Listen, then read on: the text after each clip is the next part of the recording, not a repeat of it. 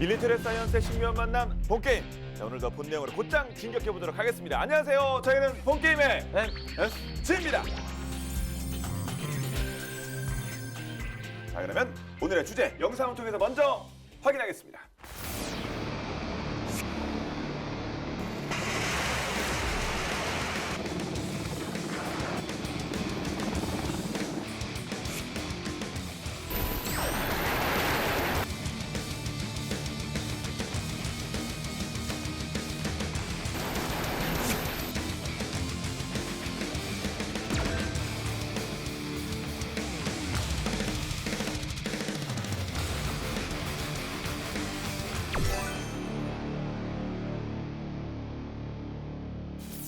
네, 자, 오늘의 주제는 요즘 초미의 관심입니다.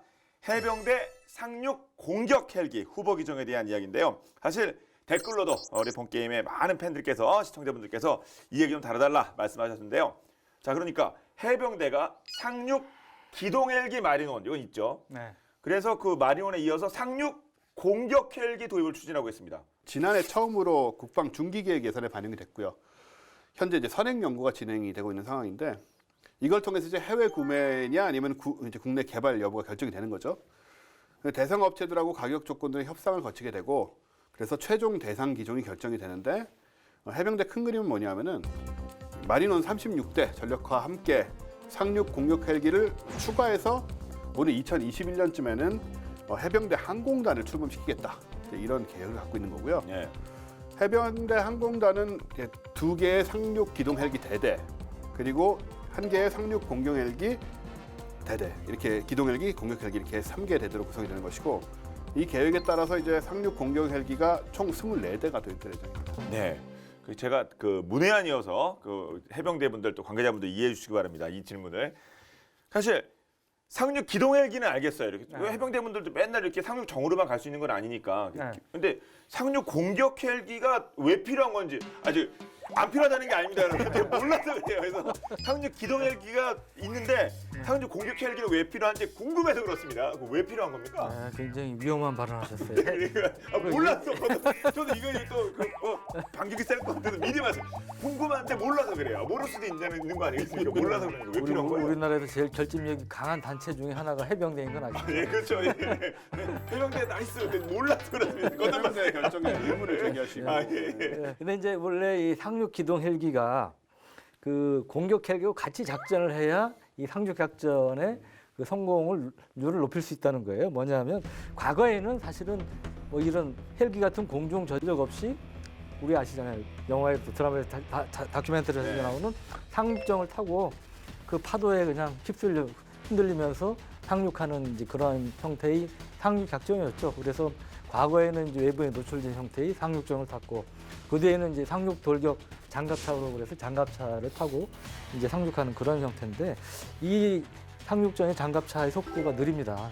빨래야 뭐 시속 10여 킬로 정도밖에 안 되기 때문에 굉장히 느리고 그러다 보니까 적의 포화 공격에 해안포라든지 이런 공격에 취약한 그런 상황이었는데 그거를 극복하기 위한 게 바로 하늘로 침투하는 거였죠. 그래서 이제 기동 헬기 병력을 싣고 들어가야 하니까 기동 헬기가 필요한데 문제는 하늘로 날아오는 거에 대해서도 대응수단이 있잖아요.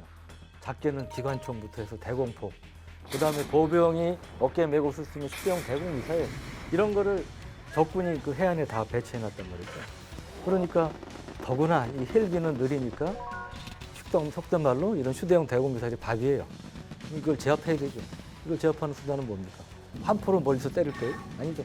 같이 그 상륙 기동 헬기와 같이 공격 헬기가 들어가면서 로켓이나 기관포 이런 걸로 적의 그 대공 공격 수단이라든지 이런 것들을 무력화할 필요가 있는 거죠. 그래서 상륙 공격 헬기가 같이 움직여줘야 이 제대로 성공적인 우리가 이제 입체적인 그 상륙 작전 얘기를 하는데 입체적인 상륙 작전을 성공시킬 수가 있는 것이죠. 그래서 그래 우리 국내 생산으로 가는 겁니까? 아니 해외에서 뭐 아파치를 해듯이 도입을 하는 겁니까? 네, 이거 그래서 원래 말씀하셨지만 이거에 대한 이제 선행 연구를 의뢰해서 뭐 결과가 어느 정도 나와 있는 것을 알고 있는데 알려지고 있는데 여간간에 국내 개발하고 해외 도입 둘 중에 하나인데 국내 개발로 한다면 우리가 이미 마린원이라는 상륙 기동 헬기를 만들지 않았습니까? 비록 작년에 이제 불행한 사고는 있었지만 문제를 해결해서 이제 다시 양산이 되고 있는 이런 상황인데 이 상륙 기동 헬기에다가 무장을 단 여기에 그 무장을 달 수 있는 옆에 조금 날개를 달아서 여기에 기관포, 건포드라고 그러는데 이 파드 형태로 되어 있는 기관포가 있어요. 그거 또 로켓탄, 미사일 이런 것들을 장착할 수 있는 이런 무장형을 이제 국내 회사에서 이제 그 모델까지 만들고 그랬는데 이게 그 지난 10월에 아덱스 서울 에어쇼 아덱스 전시회에서 그 모형도 전시하고 그랬습니다. 그래서 이제 그 해병대 상륙 골격 헬기 후보로 만약에 국내 개발 형태가 된다면 그 후보로서 이제 이런 공격형이 이제 거론이 되는데 이런 것이 만약에 된다면 장점은 기존의 상륙 기동 헬기하고 80% 이상의 호환성을 갖고 있어요. 외형은 거의 똑같습니다. 그 옆에 이제 무장을 장착할 수 있는 날개 달고 일부 전자장비 성능 등을 이제 개조한 건데 조종사나 정비사 양성도 용하다. 그리고 당연히 이제 부품 조달도 용이하겠죠. 가격도 외국에 수입한 것보다 쌀 수가 있는 거고. 하지만 문제가 항속거리가 그렇게 길지가 않고 또 하나 이 무장형 개조하는 게 또 하루아침에 뚝딱 뭐 고친다고 되는 게 아니에요. 시간이 걸린다. 근데 해병대에서는 오늘 말씀하신 가급적 빨리 도입하기를 원해요. 그래서 이제 그런 게 단점으로 작용을 하죠. 그리고 또 하나 이게 기본적으로 본격적인 공격 헬기가 아니고 무장 헬기라고 그럽니다. 근데 무장 헬기는 뭐냐면 기본적인으로는 기동 수송 헬기인데 여기에 무장을 장착할 수 있게끔 개조한 거예요. 그러니까 공격 헬기보다는 기본적으로 출발점이 다르기 때문에 떨어지는 거죠. 그리고 무장 운용 능력이라든지 특히 생존성, 방탄 능력이라든지 뭐 이런 것들이 이제 떨어지기 때문에 보통은 이제 이러한 기동 헬기를 개조한 무장 헬기는 대게릴라전이라든지 이런 특수작전 용도로 쓰지 본격적인 정규전에서의 대규모 상륙작전에 쓰는 거는 좀 한계가 있다는 지적들이 있고요. 그래서 해병대도 사실은 내심은 이제 그런 기동 헬기 개조한 무장 헬기보다는 본격적인 공격 헬기를 선호하는 것으로 알려지고 있습니다. 예. 그럼 좀 물망에 오른 유력 후보들이 있습니까? 네. 지금 국방기술품질원의 상륙 공격 헬기 사업 선행 연구 지금 얘기하고 있는 거기에 이제 정보를 제공한 것으로 알려진 것 중에 일단은 우리 육군이 운용 중인 AH-64 이 아파치 가디언의 개량형이 하나 있고요. 그 다음에는 미 해병대가 사용 중인 AH-1Z 바이퍼 그리고 터키군이 사용 중인 T-129 아탁 이렇게 세 개가 포함되어 있는 걸로 알려져 있고요. 3파전을 예상하고 있습니다. 네. 터키가 약간 좀 솔깃하긴 하는데요. 그런데 하여튼 뭐 좀 객관적으로 좀 말씀드리면 터키도 후보로 들어가 있지만 기본적으로 앞에 두 개에 비해서는 좀 상당히 약한 게 이제 현실인 것 같습니다. 2강 한 1중 2강 1약 약으로 봐야 됩니까? 알겠습니다. 자 그러면 그 세 개 후보 하나하나 이제 저희가 파헤쳐 봐야겠죠. 첫 번째는 그 뭐 아파치 가디언이야 뭐 다들 아시는데 현존하는 세계 최강의 공격 헬기죠. 뭐 사진을 굳이 안 보여드려도 될 것 같은데 뭐 친숙한 헬기고요. 네. 또 교보제가 오랜만에 예. 등장을 하는군요. 예. 예. 이렇게 좀 간단한 장난감화된 건 제가 들고 좀 고가는 어차피 다 유기단님이 가져오신 건데. 이게 위에 달린 게 이제 우리 초코파이 전에 얘기했던 그래. 롱보 레이더고요. 그다음에 여기가 이제 무장들이 장착돼 있죠. 여기 달려 있는 게 헬파이어 대전차 미사일. 그리고 앞에 이게 이제 30mm 최인건 기관포고요. 70mm 로켓 포드가 되겠습니다. 아파치 중에 최신형인 HA-64E 아파치 가디언형이고요. 보다시피 4개의 메인 로터, 4협 메인 로터, 그리고 4협 테일 로터, 꼬리 날개 로터를 장비하고 있고 길이는 17.73m고요. 높이는 3.87m이고 자체 중량은 5.2톤 가량이 됩니다. 그리고 최대 이륙용량이 10.4톤에 달하는 헬기 치고는 좀 육중한 몸매를 자랑을 하는데 이거는 이제 1,400마력에 달하는 엔진 2기를 장착한 그 덕에 가능한 거죠. 그리고 최고 순항 속도는 시속 293km, 약 300km 가까이 되고 두 사람이 앞뒤로 앉아 있는 화기관제사가 앞에서 보면서 공격을 하고 조종사가 뒤에서 앉아서 조종을 하는 이제 그렇게 역할 분담이 돼 있고요. 그리고 이게 이제 이렇게 일직선으로 돼 있는 장점은 뭐 미사일, 로켓, 기관포 이런 거 쓸 때 비행기하고 일렬로 같은 선상에서 볼 수 있죠. 근데 예를 들어 좌우로 앉아 있으면 넓잖아요. 예, 뭐 이게 아무래도 좀 맞을 확률이 좀 높을 거 아닙니까? 중심선에서 벗어나 있는 거 아니겠습니까? 그래서 이제 그런 맥락에서 우리 전문용어로 텐덤식이라고 하면 텐덤식 조종석을 갖추고 있고요. 이 방탄판으로 또 분리가 돼 있어요.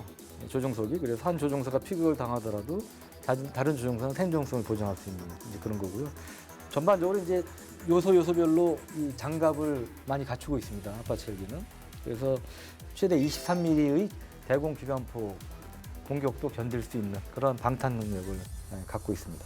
이 종렬식 조종석은 우리 뭐 전투기 같은 데 보면 다 이렇게 앞뒤로 한 명씩 가는 경우가 많지만 항력하고 생존성 향상에 크게 기여를 하게 되죠. 그래서 실제로 동일한 엔진을 사용하는 공격 헬기가 기동 헬기보다 최고 속도가 한 30노트, 그러니까 평균적으로 한 55.56km가 되는데 그 정도 더 빠르게 기동할 수가 있는 거죠. 예. 그래서 이렇게 종으로 앉으니까 이제 전체적으로 상황 파악하는 데 좋고 그리고 이게 가장 큰 차이네요, 진짜. 나란히 앉으면 네. 약간 기동 그런 헬기는 수송 헬기가 될 테고 공격 전용 헬기는 이렇게 앞뒤로. 네. 네. 예. 그리고 기동 헬기 개조한 무장 헬기도 이렇게 좌우로 앉는 거죠. 그렇죠. 예, 개조했으니까. 예, 예, 예. 원래 원형은 조종성 그대로니까. 예. 아, 그렇군요. 역시 기동 헬기도 당연히 속도도 무지하게 빨리 될 거 아닙니까? 그렇죠. 이 공격 헬기들은 아무래도 신속하게 임무 지역에서 기동 헬기를 엄호를 해야 되는 예. 상황이다 보니까 또 느린 상태에서 엄호를 할 수가 없잖아요.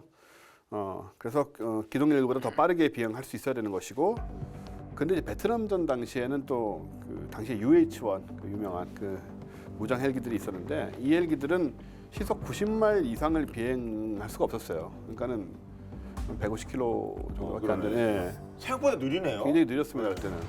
그러니까 이제 기동 헬기하고 동일한 속도를 유지하고 이런 것조차도 힘든 상황이었는데 이 조종 좌석이 일단 양쪽으로 이렇게 나눠져 있죠. 앞이 두 개라 이렇게 돼 있고 그 다음에 조종석 후방에 병력 수송을 위한 캐빈을 또 확보를 해야 되는 상황이었던 거죠. 그래서 이게 뭉툭하니까 한마디로 얘는 뾰족하잖아요. 뭉툭하니까 당연히 이제 항력이 크게 발생할 수밖에 없고 그래서 속도가 느린 데다가 설계 단계에서는 고려가 되지 않았던 외부 물체들, 뭐 이 로켓 포드라든가 이런 것들을 달다 보니까 항력이 많이 증가를 해서 좀 문제가 좀 있었습니다. 네.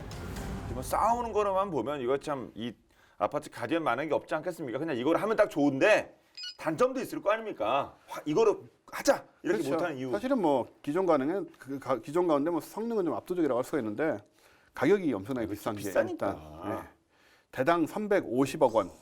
헬기가 한 대가 350억 원씩 하니 바이퍼는 300억 원 정도니까 그래도 조금 차이가 난다고 볼 수 있죠.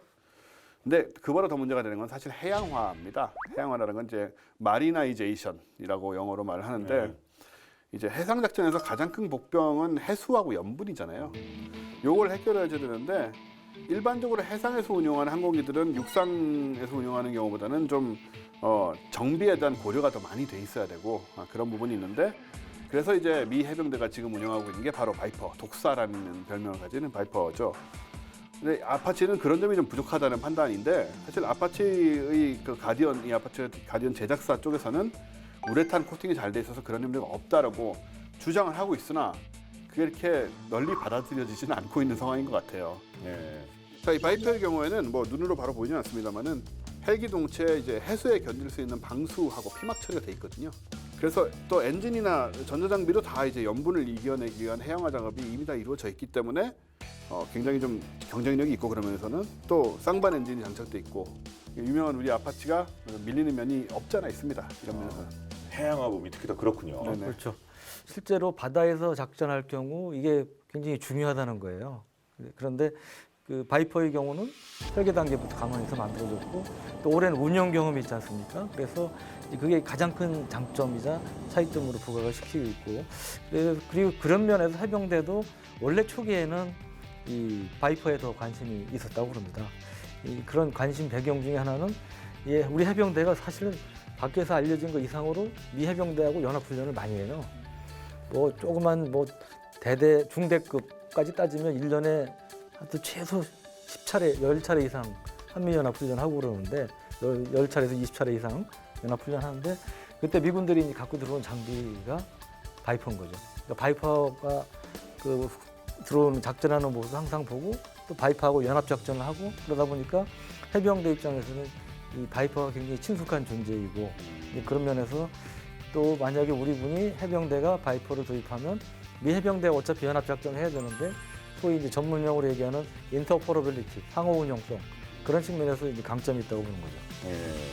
그럼 바이퍼 앞서 독사라고 말씀하셨잖아요. 그럼 코브라 독사, 뱀 쪽 라인인가요? 뱀 라인? 일단 베트남 전쟁 때부터 사용해온 그 AH-1 코브라 계열의 헬기가 이 전용 공격 헬기의 출발점이라고 보시면 되고, 그러니까 공격 헬기의 아버지다.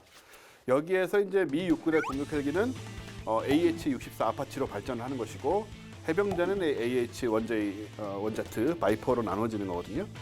그럼 미 해병대는 1985년부터 AH-1W 슈퍼 코브라 공격 헬기를, 이거 저 프라모델 만든 기억이 나네요. 슈퍼 코브라 공격 헬기를 배치해 운영을 했는데 1990년대 공격 헬기의 이제 활용도가 점점 높아지니까 슈퍼 코브라 공격 헬기보다 강력한 차세대 공격 헬기가 필요하다라고 해서 이제 미 해병대가 생각했던 헬기는 당시 미 육군의 아파치 공격 헬기였죠. 근데 해상 운영을 전제로 하는 해병대 특성상 이제 육군용으로 제작됐기 때문에 좀 부적합한 면이 없지 않아 있었고, 그래서 별도의 해병대용 아파치 헬기를 만들자 이런 얘기가 있었는데, 당연히 이제 돈이, 개발비가 뭐 너무나 많이 들기 때문에 그쪽은 예산도 많은데 그렇군요. 예, 근데 뭐 개발비가 뭐 수천억 원, 수조 원씩 들고 그러지 않습니까? 아, 많이 네. 아무리 예산이 많아도 예산 항상 부족한 법입니다. 그렇습니다. 네. 그래서 미 의회에서 거부가 됐어요, 예산이. 그래서 고심 끝에 슈퍼 코브라 공격 헬기를 재활용해서 이 AH-1Z를 개발을 하게 된 거고요. AH-1Z는 기존의 슈퍼 코브라 공격 헬기를 확대를 해가지고 좀 거기에 이제 4매짜리 신형 로터 블레이드를 달고, 그다음에 개량형 엔진을 장착하고 각종 신형 항공 전자 장비 그리고 센서를 탑재한 다음에 재생산을 한 거거든요. 2019년까지 총 230여 대가 생산됐는데 신규 생산은 50여 대밖에 없습니다. 그 나머지는 전부 재생산을 한 케이스죠. 그렇군요. 네. 구체적으로 말씀드리면 바이퍼는 종전의 슈퍼 코브라에 비해서 항속거리 3배, 탑재 중량 2배 가량이 증가가 됐습니다. 그러니까 상당히 획기적으로 높아진 거죠. 겉으로 보기엔 비슷해 보여요. 로터가 뭐 이제 슈퍼 코브라는 2업인데 이거는 4업으로 바뀌었다 뭐 이런 거 등등 말고는 큰 차이가 없어 보이기도 하는데 여간 성능 자체는 상당히 차이가 있다는 거고, 그리고 또 고정익기에 비해서 회전익기는 기본적으로 속도가 느리지 않습니까? 그러니까 기체 피로도, 기체가 받는 충격이나 이런 것들이 좀 덜하니까 이 기체 수명이 더 길 수가 있는 거죠. 그래서 유지 보수만 제대로 되면 이론상으로는 고정익기에 비해서 훨씬 긴 기간을 쓸 수 있다. 이제 그런 것들도 재활용을 해서 효과를 본 이제 그런데 영향을 끼쳤습니다. 예. 공격 헬기 하면 딱 그냥 탱크 잡는, 뭐 탱크 킬러 이런 뭐 이미지가 저한테 있는데, 그러면 이 공격력을 한번 뭐 아파치 가디언과 바이퍼 좀 비교를 한번 해본다면요? 우선 아파치를 보면 걸프전 때 전장의 사신으로 유명했던 게 바로 아파치였죠. 그 당시에 그 FV-H 스텔스기가 뭐 이라크의 중요한 지휘 시설, 뭐 레이더 기지 이런 것들을 밤에 최일선에서 이제 먼저 때리는, 소위 얘기하는 선빵을 날리는 그런 역할을 했는데, 사실은 어떤 경우는 스텔스 F-117 스텔스보다 앞서서 아파치가 들어가서 저 레이더 기지를 파괴하거나 뭐 이런 작전을 펴기도 했어요.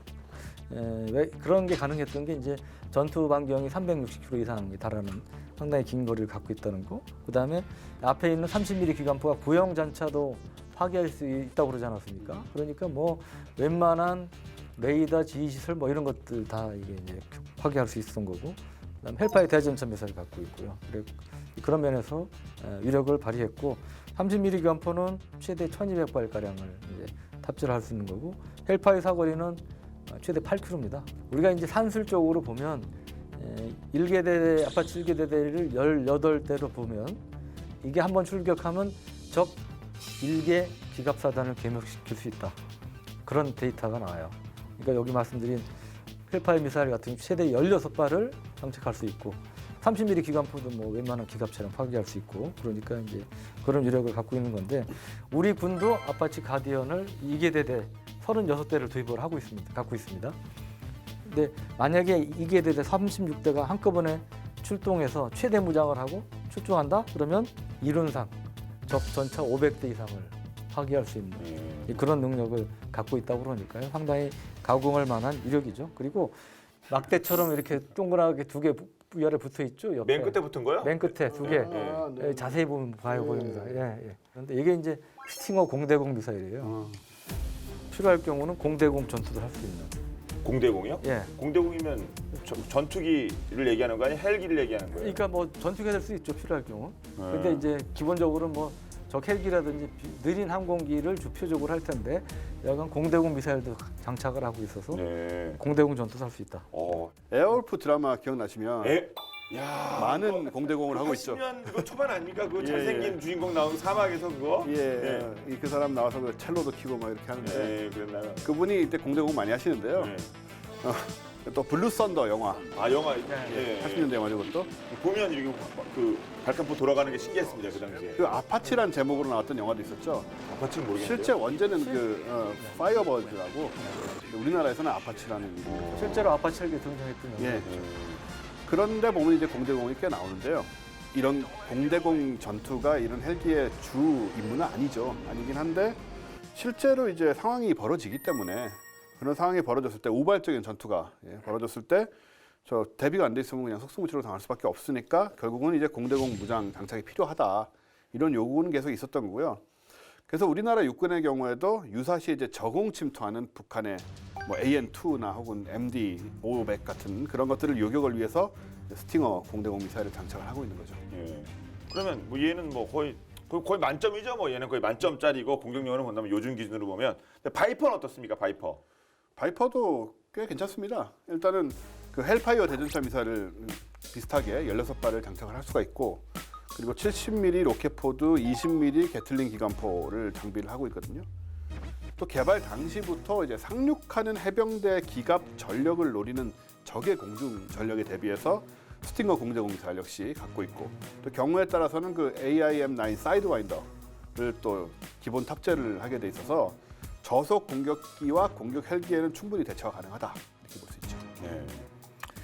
그리고 아파치 가드는 이제 여러 첨단 센서들을 갖추고 있어요. 적 표적을 다수의 적 표적을 탐지해서 효과적으로 공격할 수 있는 이러한 센서를 갖추고 있는데 뭐 예를 들면 AN/APG-78 레이더라든지 AN/APR 48 RFI라든지 MTADS라든지 이런 것들을 갖추고 있는데 우리나라 같은 경우 해병대에서는 서북도서가 중요하지 않습니까? 백령도나 연평도 이 서북 5개도서 방어가 중요한데 여기는 바다잖아요. 그러니까 해무, 바다 안개가 자주 껴요. 이것도 굉장히 중요한 고리 요소 중에 하나입니다. 이 안개가 자주 끼고 이러면은 이 센서 중에 작동을 안 하는 것도 있고 그러기 때문에 여기에는 유사시 만약에 북한이 서북도서를 공격한다면 중요한 침투선 중에 하나가 우리도 전에 얘기했던 공기부양정이죠. 그래서 이 공기부양정을 잡을 수 있는 능력 이런 것들이 이제 중요한 부분 중에 하나인데 예를 들어 해안선 방어할 때 요 위에 있는 초코파이 롱보 레이더를 쓰면은 이게 이제 정식 명칭은 AN/APG-78 레이더인데 여기에 테레인 프로파일링 모드라는 게 있는데 이거하고 MPNVS라는 걸 쓰면은 야간에 지형을 이용해서 숨어 있거나 아니면 이를 또 매복하는데 기습적으로 공격할 수 있는 이런 것들을 할 수가 있어요. 그래서 이제 그런 면에서 생존성도 우수하고 기습 효과도 거둘 수 있다. 그리고 이게 이렇게 작아 보여도 최대 1000개의 목표물을 탐지를 할 수가 있어요. 그리고 이 중에 1000개 중에 가장 나한테 위협적인 게 뭐냐? 그 중에 제일 위협적인 건 16개를 딱 나열해서 얘부터 잡아라. 이렇게 이제 판단할 수 있는 그런 능력도 갖고 있습니다. 근데 저는 바이퍼 쪽을 조금 더 강조를 하고 싶은데 지금 말씀하신 이 AN/APG-78 레이더 같은 경우에는 사실 우리나라처럼 비하고 눈이 많이 내리는 지역에서는 아주 전천후는 아닙니다. 한편 이 AH-1Z 공격 헬기에 지금 장착된 AAQ-30 호크아이라는 목표 조준 장치인데 이게 현존하는 공격 헬기의 조준 장치 중에 가장 뛰어난 장비로 알려져 있고요. 또 최신형 아파치나 타이거 공격 헬기에 장착된 목표 조준 장치들은 다 2세대 연령상 장비를 사용하고 있는 반면에 AH-1Z는 이제 3세대 연령상 장비를 장착을 하고 있고요. 그래서 훨씬 더 먼 거리에서 교전이 가능하다는 장점이 있고 그 말은 헬파이어 대전차 미사일을 더 효과적으로 운용할 수 있다는 뜻이 되고요. 그리고 탐지 장비 개선은 좀 더 놀라운 데가 있어서 신형 AN/AAQ-30 TSS를 통해서 아파치보다 2배 이상 선명한 디스플레이 정보를 얻을 수가 있다. 무엇보다도 바이퍼는 태생이 해상도시에 맞게 설계가 됐기 때문에 함상 2차감을 하면서 작전을 할 수 있도록 제작이 되어 있습니다. 그래서 완전한 함정 탑재 능력을 갖고 있는 거죠. 그래서 해군 이지스함의 수답이 가능하기도 하고, 그래서 만일 청해부대 임무시 동시에 파견이 가능하다면 이지스함의 중무정한 이제 공중 저지 능력이 생기는 그런 시너지 효과를 또 얻을 수가 있는 거라 기대할 수가 있는 그런 부분이고요. 육군의 대형 공격 헬기 사업인 이제 AHX에서는 고배를 마셨는데 이번에는 아마 이쪽이 더 유리하지 않을까, 바이퍼 쪽이, 그런 생각을 좀 또 하게 되네요. 네.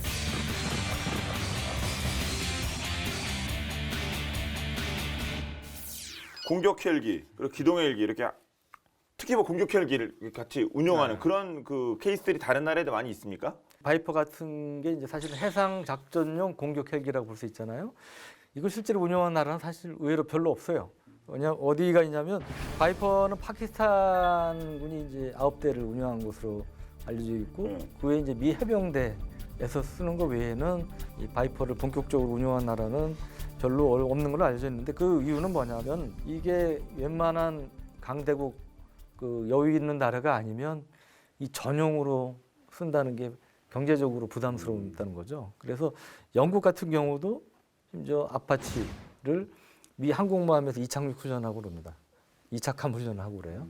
그러니까 이제 마찬가지 해상 작전할 때 영국 육군에서 갖고 있는 아파치를 이제 그 활용한다는 것이고, 프랑스 육군의 경우는 타이거라고 있죠. 타이거라는 공격 헬기 마찬가지 항공모함에 필요할 경우 이착함 시켜서 이제 활용하는 이제 그런 식으로 쓰고 있는데. 그리고 또 요즘 그런 거 있잖아요. 뭐 데이터 링크라고 그러나요? 뭐 얘가 하나 뜨면은 뭐 옆에 이렇게 막 무인기 또 이렇게 뭐 모체 역할을 하고 뭐 이런 거. 이런 면에서 어떻습니까? 네. 전방석에 이제 아까 화기관제 조종사가 들어간다고 했잖아요.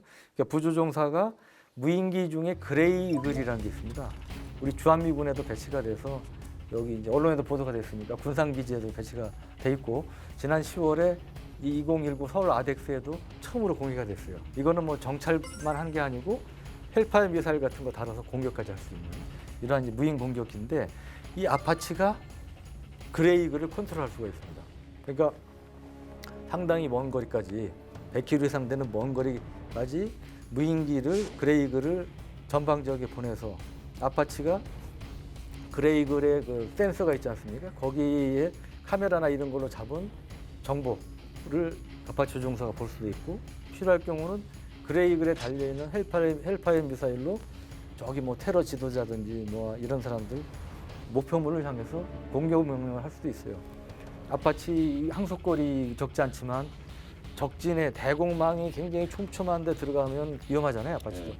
그러니까 그런데 이제 그레이글 무인기가 보내서 작전할 수 있는 이제 그게 장점인데, 이게 이제 새로운 트렌드 중에 하나예요. 유인기와 무인기가 같이 합동 작전을 하는.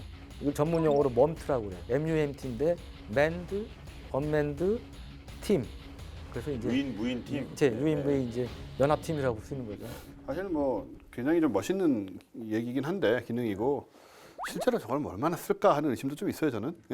현실에서는. 그리고 뭐 실작전에서 아주 그리고 요즘 언급 많이 되고 있습니다. 네. 근데 뭐 언젠가 쓰겠지만 아직은 지금 우리 당장 이제 전력화할 수 있는 그런 걸 필요로 한다는 점에서는 일단 바이퍼도 데이터 공유는 잘 하고요. 예, 저런 식으로 뭘 거느리고 있지는 않지만 예, 또 수집 데이터를 동영상으로 보낼 수도 있고, 그다음에 UAV 뭐 조깅 경보기 위성에서 각종 정보를 수신해서 목표물과 지형 정보 파악도 가능하고요. 그리고 조종석이 굉장히 많이 기존 모델에 비해서 이제 개량이 이루어졌는데, 조종석 전면에 이제 다기능 디스플레이하고 그다음에 전후방 조종석 상부에 그 헤드업 디스플레이가 또 탑재가 돼 있고요. 그래서 조종사가 아주 효과적으로 지금 기체를 통제할 수 있는 그런 업그레이드가 다 이루어져 있는 상태고, 그다음에 이 시스템은 또 헬멧 마운트 체계인 그 탑 아울이라고 하는 이 체계하고 연계가 돼가지고 화상 전송 카메라를 사용해서 조종사의 헬멧 바이저에 이제 비행 및 전투 정보를 다 표시하는 이런 정도의 뭐 디지털화는 다 돼 있다, 이렇게 보실 수 있습니다. 네.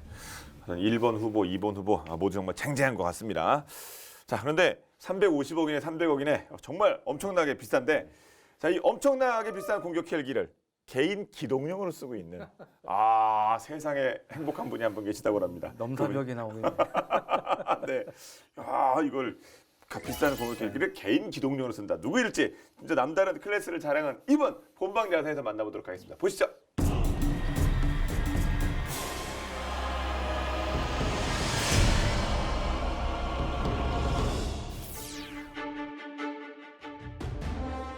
21세기 짜르, 황제라고 불리는 사나이. 바로 세계에서 가장 터프한 대통령으로 알려진 푸틴 대통령인데요. 냉전 시기 당시 악명 높은 구소련 정보기관 KGB 요원으로 활약하고 소련 붕괴 이후에는 연방보안장관으로 일하는 등 첩보와 정보전에서 특출난 이력을 자랑하죠. 삼보, 유도, 레이싱, 헬기 조정 등 갖가지 무술과 스포츠뿐만 아니라 라이플 한정만 들고 혼자 사냥을 나서는가 하면 정상회담 일정을 펑크내고 폭주족들과 모터사이클을 타기도 했습니다. 이처럼 푸틴의 남다른 성향은 취미뿐만 아니라 전용 헬기에서도 그대로 나타난다고 하는데요. 과연 무엇일까요?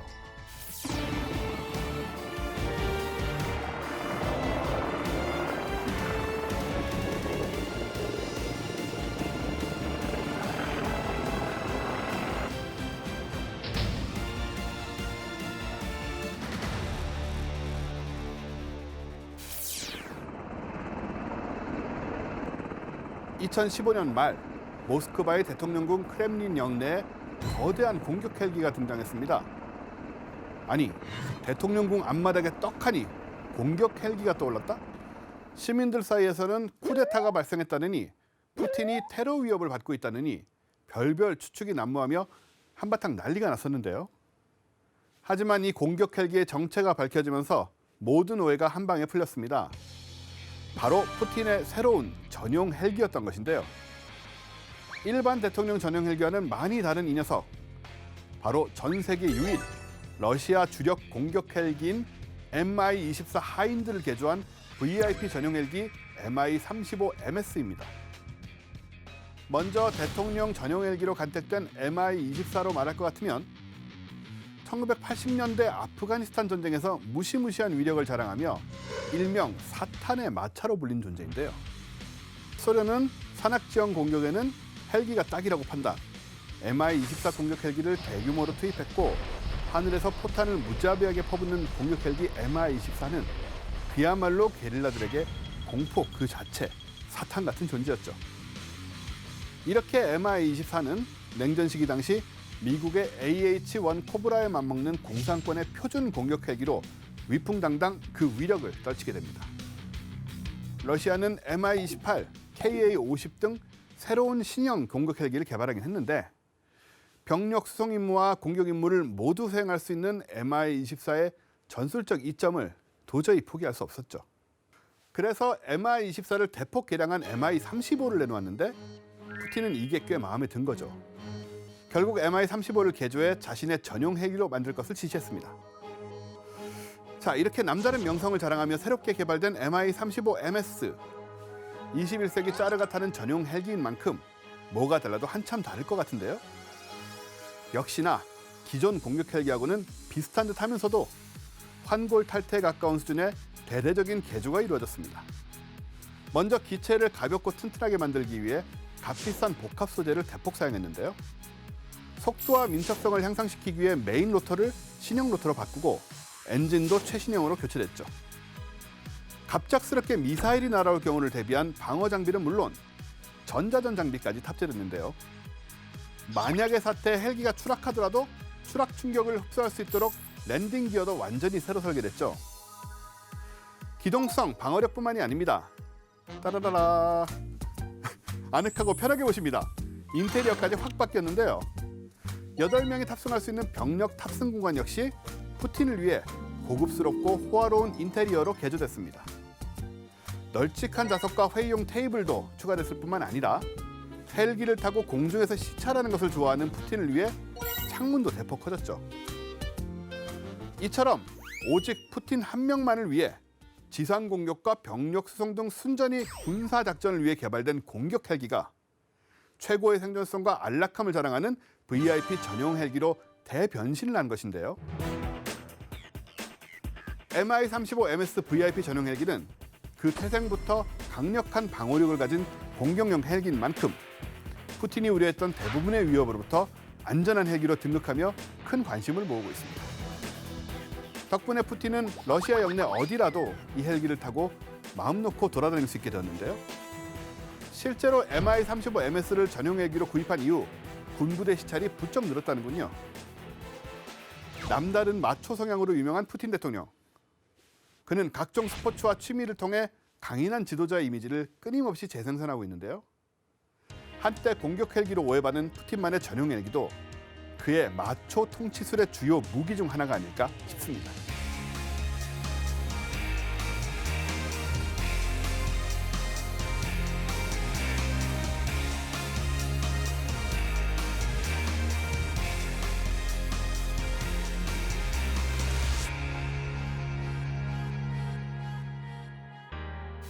사실 대통령이 타는 VIP 헬기는 정말 작은 게 아니고 중대형 헬기를 모체로 해서 개조되는 경우가 많고 네.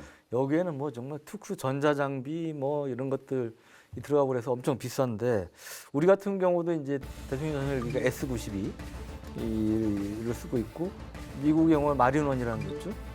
그리고 뭐 프랑스, 독일 10톤급 이상 뭐 중대형 헬기를 쓰는데 본방야사 보니까 이 원쌤이 왜 러시아 그러시는지 조금 이해가 되네요. 예. 공격 헬기 뭐 싸움하러 나가는 것도 아니고 그냥 네. 이동하는 건데 그거를 진짜 정무장 헬기를 쓰시니까 문제가 있다고 생각해요, 전 이거는. 네.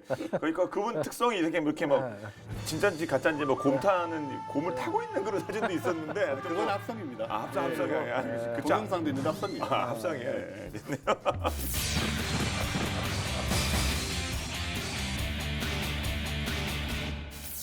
또 터키 얘기해야죠. 터키.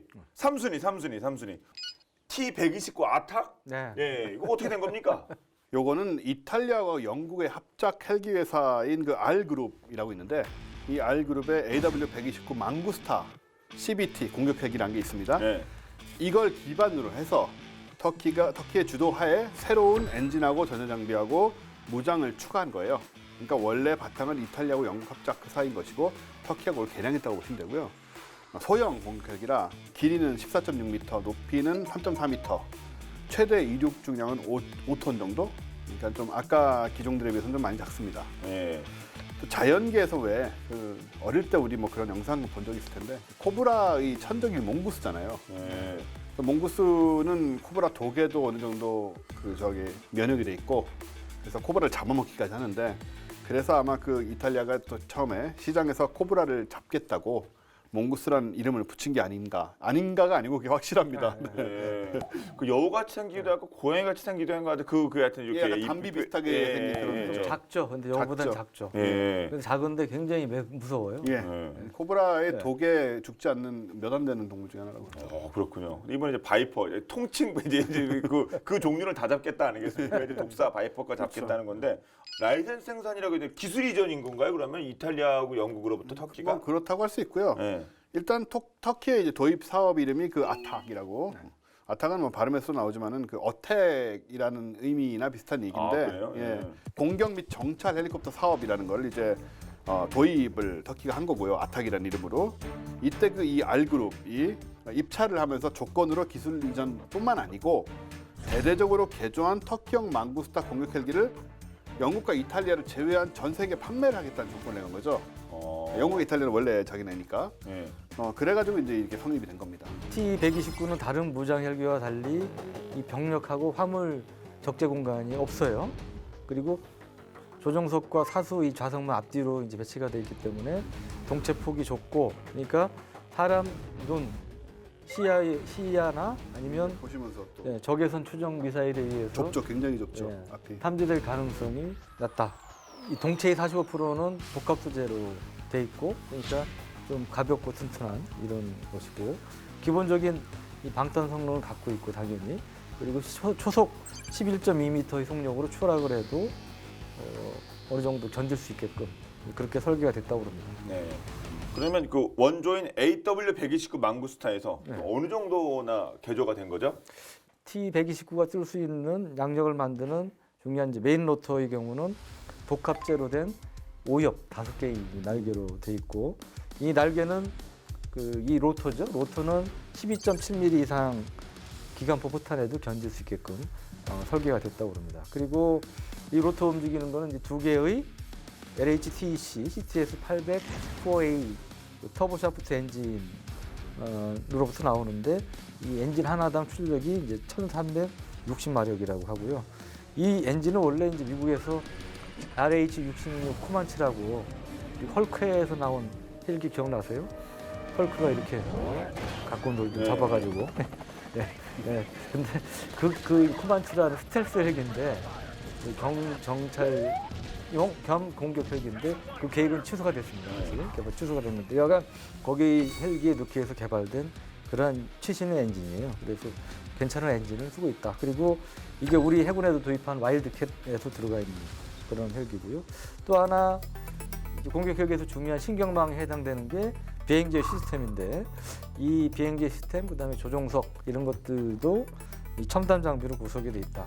조종사하고 사수 2명으로 나뉘어 있다고 그러지 않습니까? 이게 그 2개의 좌석에는 기체를 조종하고 무기를 운용하는 사격하는 데 쓸 수 있는 4개의 다기능 시험기 이걸 영어로 이제 MFD라고 그러죠. 이제 멀티펑션 디스플레이라고 그러는데 이게 이제 장착이 돼 있고 또 사수는 이 다기능 시험기 MFD 그다음에 조종관과 함께 헬멧 장착 조준기도 같이 이제 활용을 할 수가 있습니다. 예, 뭐 엔진, 로터 이런 거 진짜 엄청나게 많이 개조한 것 같긴 하네요. 그럼 이제 무장 능력은 어떨까요?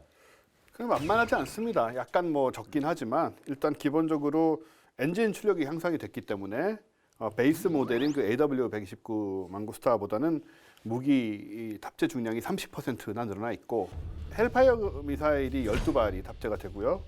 스팅어 미사일 장착 가능하고 레이저로 유도되는 로켓포도 장착할 수가 있는데 흥미로운 거는 이 T-129에 탑재하기 위해서 2종류의 유도 무기를 자체 개발했어요, 터키가. 예. 그 중에 하나는 이걸 뭐 줄여서 말하면 좀 이상한데요. UMTAS, 뭐 줄이면 움타스가 될까요? 예. 혹은 MIJRAKU, 미즈락U 라고 현재 실제로 어떻게 부르는지 모르겠습니다. 한번 해봤습니다. 미즈락U. 예. 터키에서 이제 가장 큰 미사일 제작 업체인 알사에서 개발한 옴타스 미사일은 야간에도 적을 포착하고 유도할 수 있는 적외선 영상 카메라가 장착이 돼 있습니다. 이게 탐색기 이 장착된 탐색기로 유도가 되는 거죠. 예. 근데 T-129 헬기 사수는 발사 전에 표적을 지정을 하고 자동으로 유도되는 방식과 이건 이제 락온 비포 론치라고 그러죠. LOBL이라고 하는데 혹은 이제 발사 후에 무선 데이터 링크를 통해서 미사일이 명중할 때까지 조종을 하는 LOAL, 그러니까 락온 애프터 론치 이 방식 중 하나를 선택을 할 수가 있어요. 상황에 따라서 아마 다른 걸 선택을 하겠죠. 그렇게 적 전차를 공격할 수가 있고 그리고 움타스 미사일의 탄두는 이제 화학적 에너지로 소위 장갑을 관통하는 그 히트탄이라는 거잖아요. 근데 하나가 아닌 2개를 장착을 하고 있습니다. 그래서 히트탄두의 효과적인 그 폭발 반응 장갑 이런 장갑에도 아주 효과적으로 대응을 할 수가 있고 그리고 최대 8km 적의 전차도 공격이 가능하다. 이런 걸 이제 자체 개발을 한 미사일이죠. 네, 그리고 아까 이제 레이저 유도 이렇게 말씀하셨는데 이거는 이제 시리트라고 불리는데 이것도 이제 T-129의 중요한 무장 중에 하나죠. 이거는 이제 그 헬기에서 목표 조준 장치가 그 레이저 광선을 쏘면 이 로켓이 레이저 그 광선을 따라서 이제 목표물을 향하는 명중시키는 이러한 이제 반능동 레이저 로켓입니다. 그리고 로켓이란 게 원래 유도 장치가 없는 거니까 정확하지 않은 건데 이거는 레이저 광선을 유도되니까 미사일처럼 정확하다는 게 이제 가장 큰 장점이죠. 그래서 요즘 특히 이제 오폭 같은 게 이제 민감하니까 그런 것을 예방할 수 있는 그런 타격 수단으로 이 레이저 유도 로켓도 이 T-129의 유용한 무기 중 하나가 되겠습니다. 네. 브랜드 가치가 미군이 쓰는 거냐? 이게 또 아니라는 것도 약간 더 브랜드가 떨어질 수 있는 상황이라 그렇다면 이게 믿을 게 밀어야 될 가성비 아니겠습니까? 그렇죠. 네. 가성비가 뭐 안 좋으면은 뭐 논의 자체가 될 수 없는 상황인데 가성비가 좀 소위 갑이라고 할 수 있는 부분이 있죠. 갑이에요? 그 예. 정도예요? 일단 운영 유지 차원에서 미국의 AH-64 아파치에 비해서 이제 4배 저렴하다. 4분의 1밖에 안 된다는 얘기죠. 네. 예. 그리고 그런 가성비를 무기로 이미 수출도 되고 있고요. 지난해 7월에 파키스탄이 터키로부터 이제 T-129 30대를 사들이기로 했고 또 필리핀에도 지금 8대에서 10대가 수출될 전망이라고 합니다.